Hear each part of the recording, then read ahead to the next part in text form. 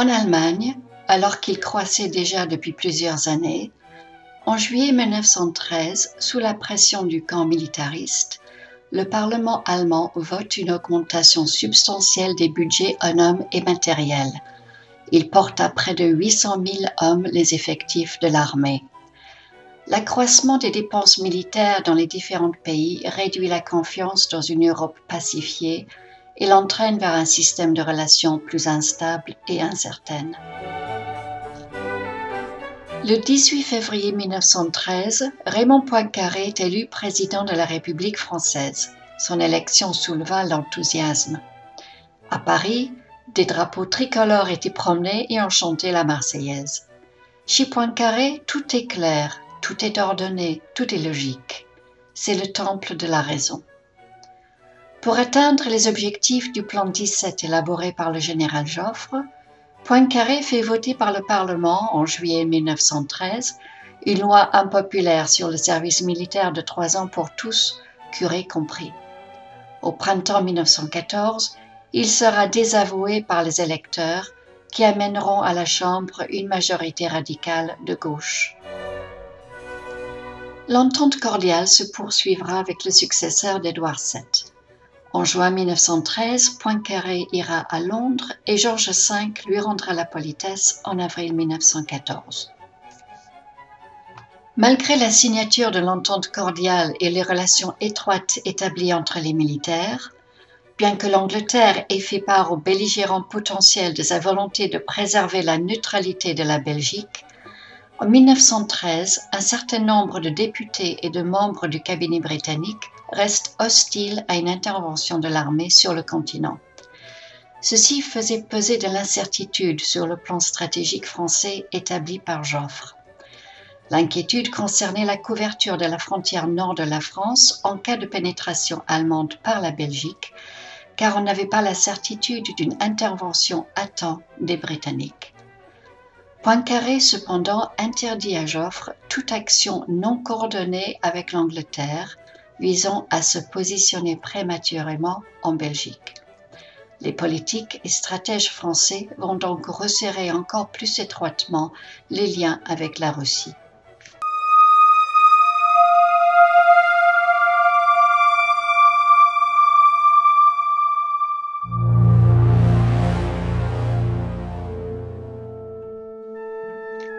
Janvier 1914 voit la nomination d'un nouvel ambassadeur de France en Russie, Maurice Paléologue. Plus qu'un diplomate, c'était un romancier. Il voyait tous les événements sous leur côté dramatique et littéraire, dira plus tard l'un de ses collaborateurs. Il était d'un patriotisme enflammé et désireux d'incarner le raffinement et la supériorité culturelle française. Il s'est forgé une conception de la politique étrangère focalisée sur la menace allemande et l'importance de la cohésion entre les alliés. Vu sa personnalité haute en couleur, sa nomination à Saint-Pétersbourg peut paraître surprenante, car c'est le poste le plus sensible et le plus important de toute la diplomatie française de l'époque. C'est Delcassé, son prédécesseur, qui l'a découvert et a promu sa carrière, principalement parce que les deux hommes partageaient la même opinion sur la menace allemande. Il fut de plus un camarade de classe de Poincaré. Sa proximité avec Poincaré et ses positions politiques feront que Sazonov, le ministre des Affaires étrangères russe, accueillera favorablement sa nomination à Saint-Pétersbourg. En Russie, le 8 février 1914, lors d'une conférence spéciale, Sazonov, ainsi que les autres participants, réaffirment la nécessité de contrôler les détroits du Bosphore et des Dardanelles.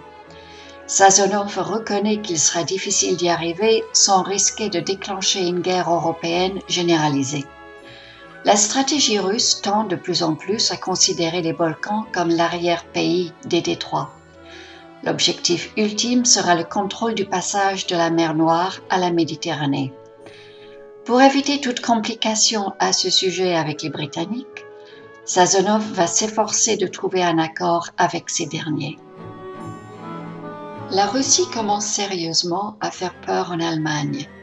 Le 2 mars 1914, Le quotidien pro-gouvernemental Kölnische Zeitung évoque les desseins agressifs de la Russie, sous-entendant que d'ici 3 ans, la Russie, avec l'aide financière de la France, sera en possession d'une supériorité militaire écrasante sur l'Allemagne.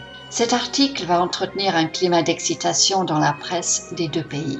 Pour le chef d'état-major allemand Moltke, sa conviction est faite. Une guerre préventive est dès à présent nécessaire.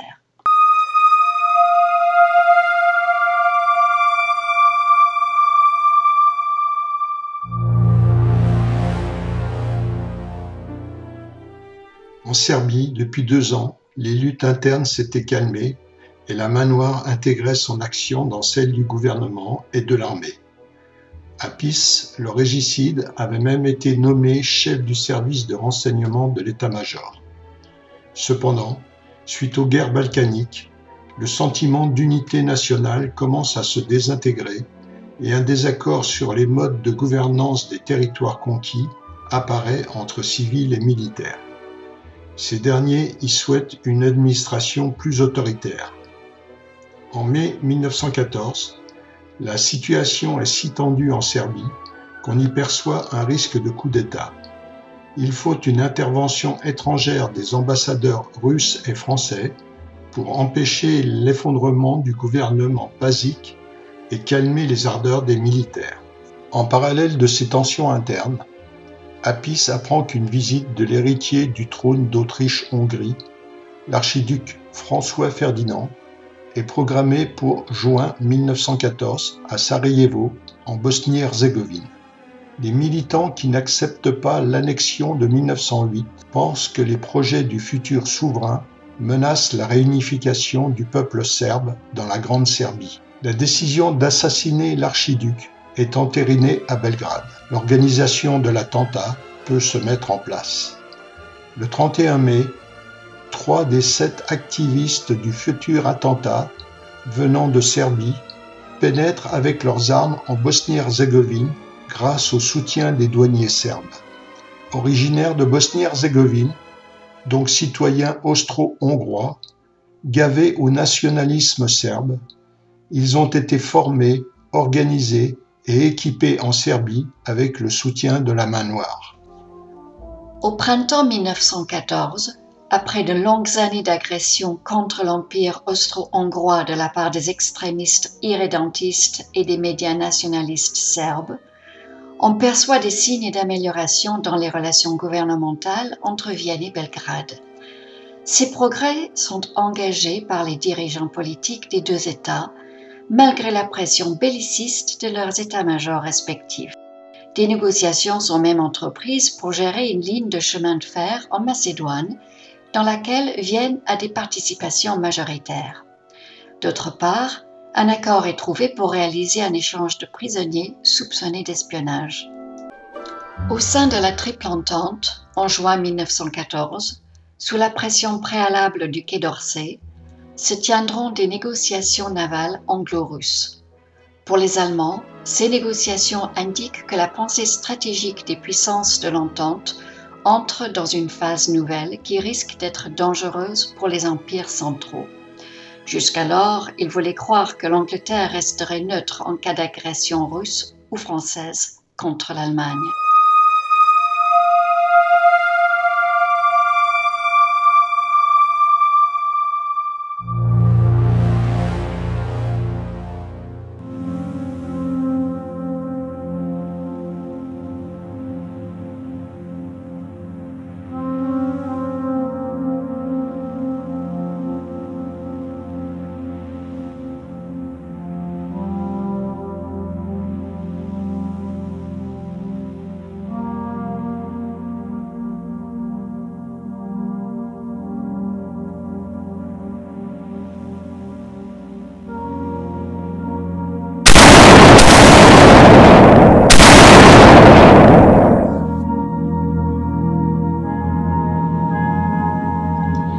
Dimanche 28 juin 1914, l'archiduc François Ferdinand, héritier de l'Empire austro-hongrois, et son épouse sont assassinés par Gavrilo Princip, un membre du groupe Jeune Bosnie armé par la main noire serbe.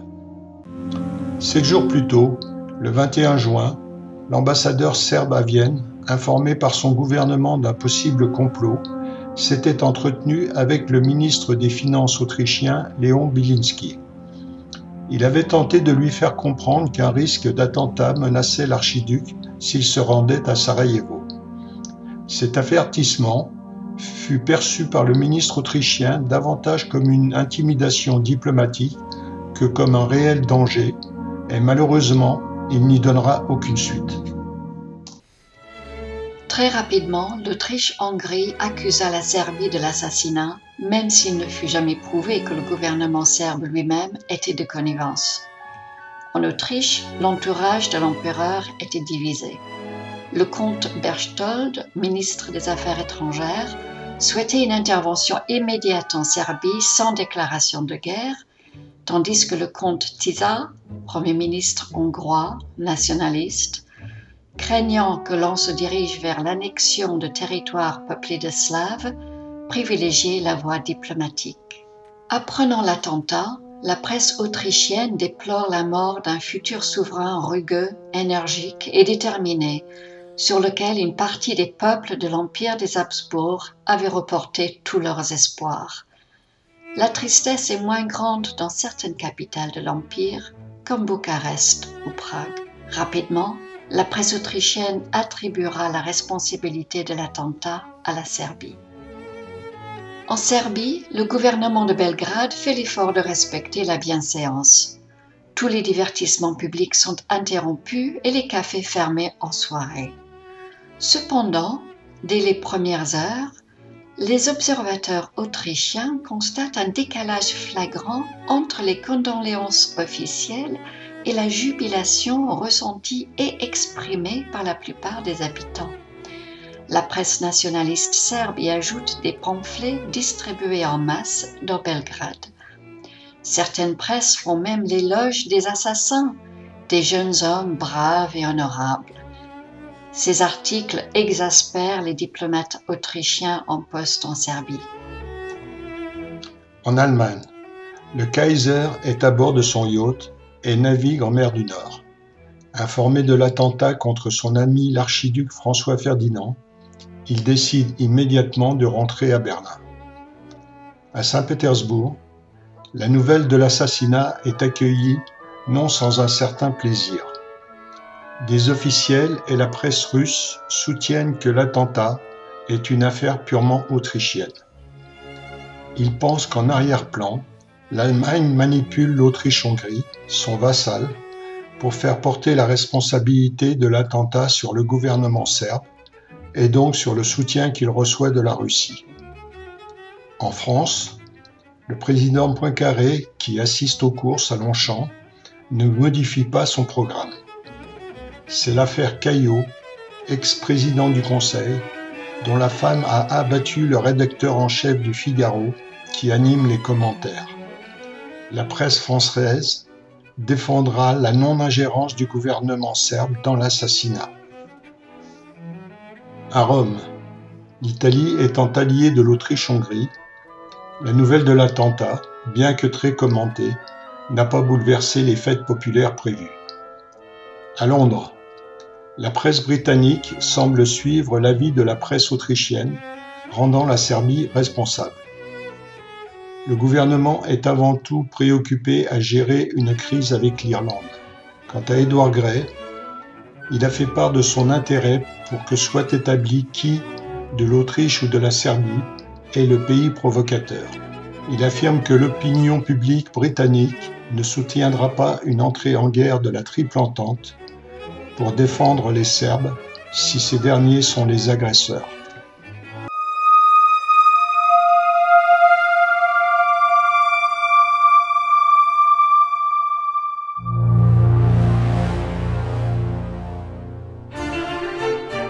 À Vienne, le 29 juin, le ministre des Affaires étrangères Berchtold voit défiler devant lui différents responsables, en particulier les Faucons, dont fait partie le chef d'état-major Conrad, qui lui reproche la prudence dont il a fait preuve jusqu'à présent vis-à-vis de la Serbie.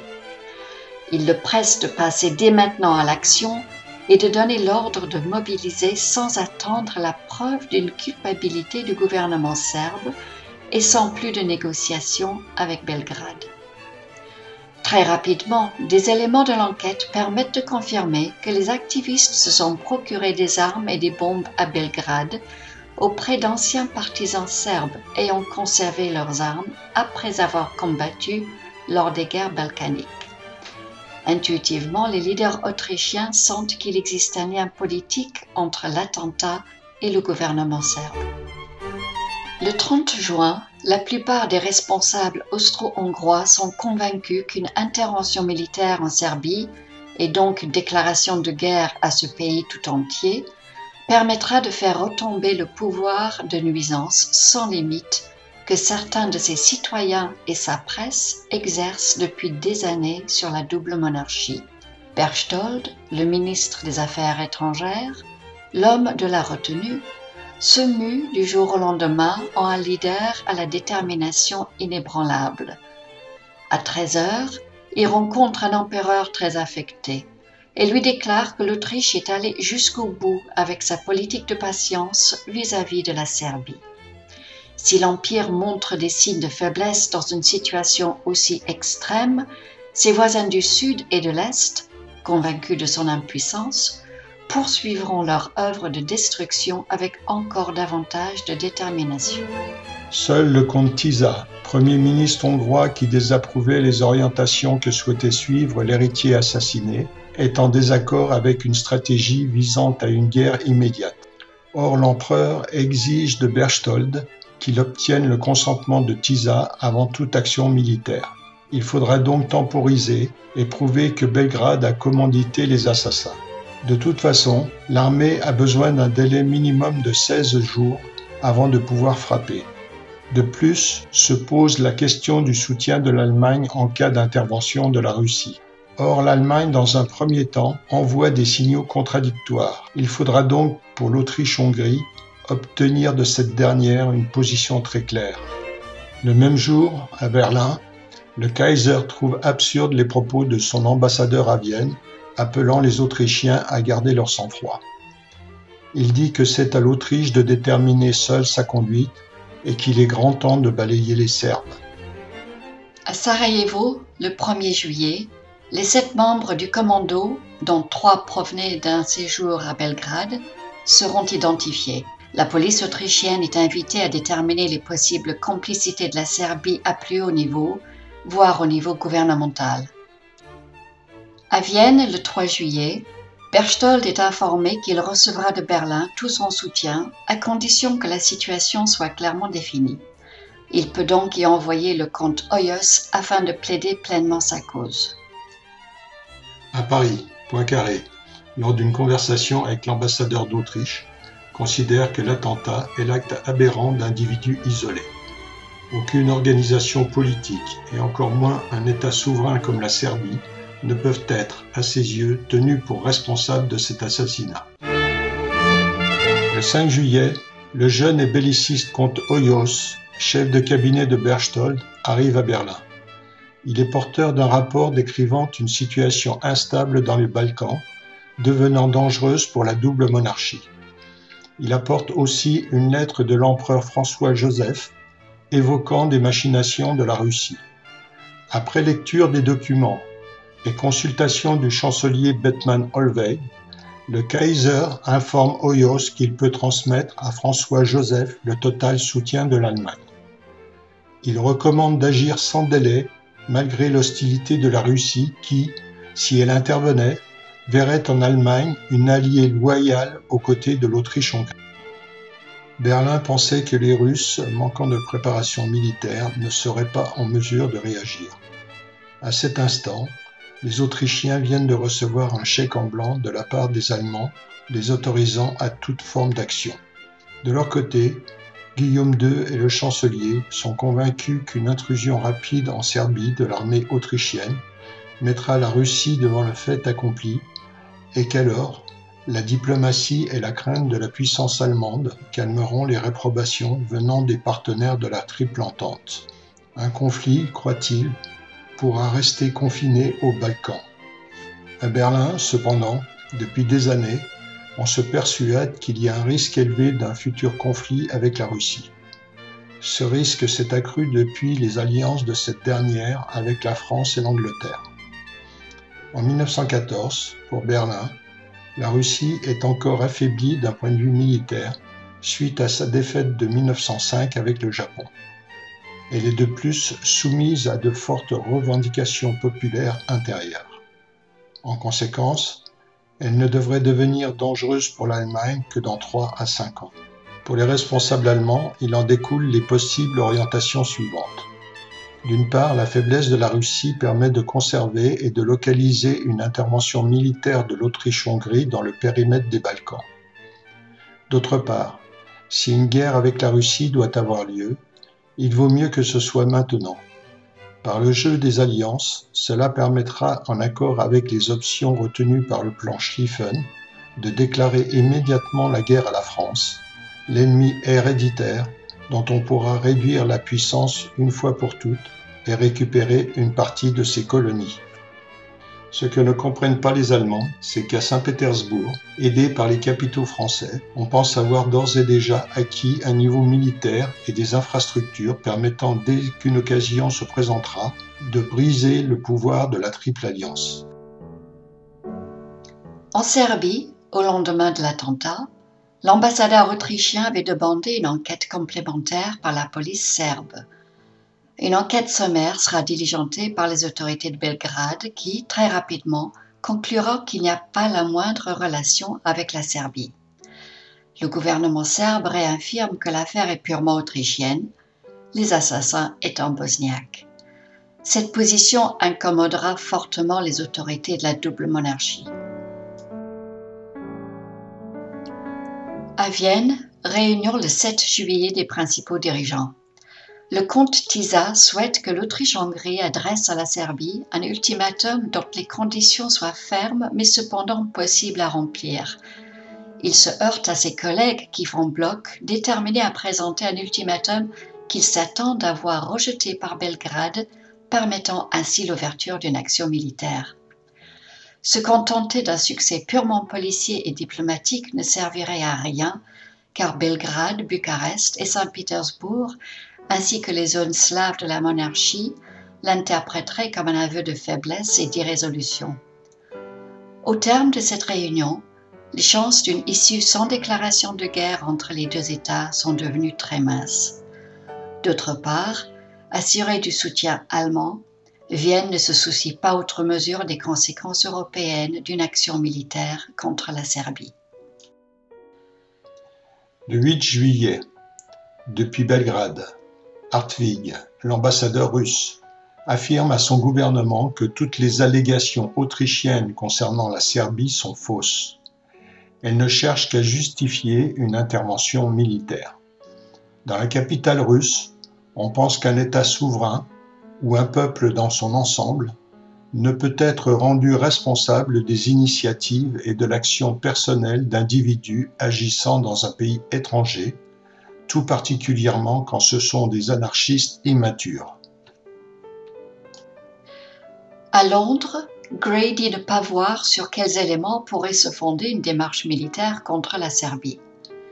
Entretenant le flou sur la position anglaise, il demande aux différents ambassadeurs qu'il rencontre de tempérer Saint-Pétersbourg au cas où l'Autriche tenterait quelque chose. En même temps, il rassure l'Allemagne en lui disant que les accords maritimes entre le Royaume-Uni et la Russie n'ont aucun caractère agressif vis-à-vis d'elle. Le 14 juillet, le gouvernement de Vienne décide que l'ultimatum ne sera présenté à Belgrade que le 23 juillet, afin qu'il coïncide avec la fin de la visite que Poincaré et son Premier ministre doivent effectuer à Saint-Pétersbourg. À partir de ce jour, l'Autriche se doit de garder le plus grand secret sur ses intentions jusqu'à la remise officielle de l'ultimatum. Malheureusement, une fuite venant de l'allié allemand propagera l'information. Aux alentours du 20 juillet, les Russes et les Serbes sauront parfaitement ce qui se trame à Vienne. Prenant connaissance de cette fuite, ayant reçu carte blanche de la part de Berlin, Berchtold rompra toute communication avec la capitale allemande sur le sujet jusqu'à la veille de la remise officielle de l'ultimatum le 23 juillet.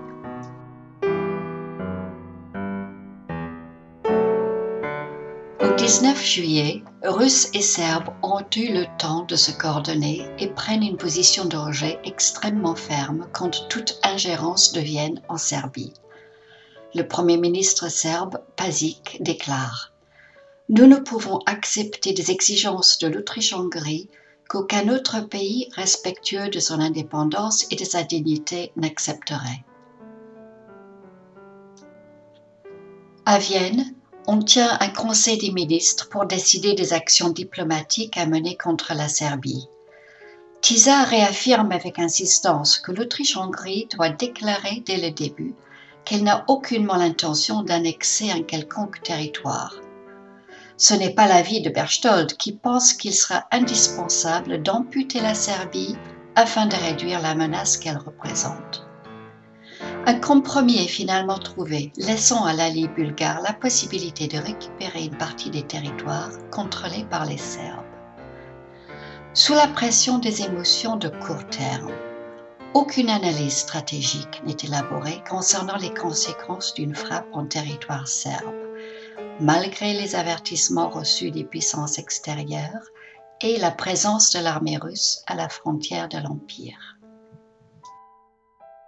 Via la voie diplomatique, Saint-Pétersbourg informe Vienne et Berlin que la Russie ne restera pas neutre en cas d'attaque contre la Serbie. Berlin, de son côté, indique que toute intervention de Saint-Pétersbourg dans cette affaire austro-serbe serait perçue comme une action belliciste envers l'alliance des puissances centrales. Ces menaces réciproques n'amèneront aucun de ces deux grands pays à tempérer l'attitude de leurs protégés dans le différend qui les oppose. L'Allemagne soutiendra à n'importe quel prix son seul allié fiable en Europe.